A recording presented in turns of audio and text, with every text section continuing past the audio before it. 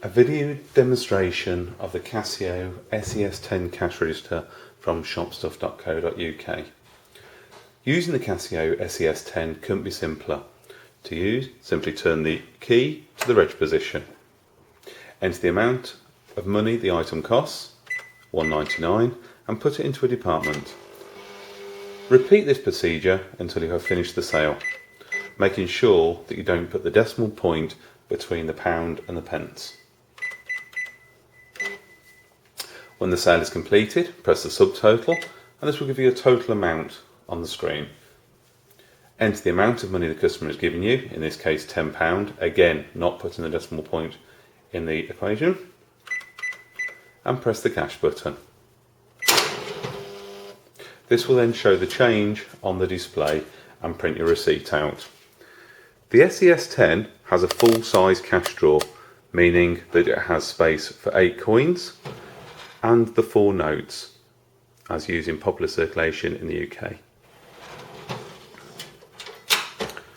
Doing reports on the Casio SE-S10 couldn't be easier.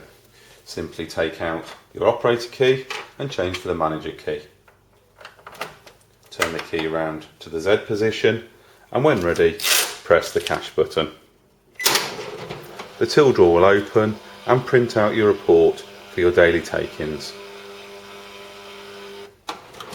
When done, simply close and pull the receipt off. You can also use this machine without the receipt feeding each time. To do this, turn the key round to the reg position and press paper saving. A star will appear on the screen, meaning that as you now do a sale, the till roll will not print. Should the customer ask for a receipt after, simply press the post receipt button. This will issue a receipt for the customer. On the Casio SE-S10, the department text and the receipt message can both be personalised for your own shop requirements. This can be done either by yourself by following the manual or by ourselves at shopstuff.co.uk.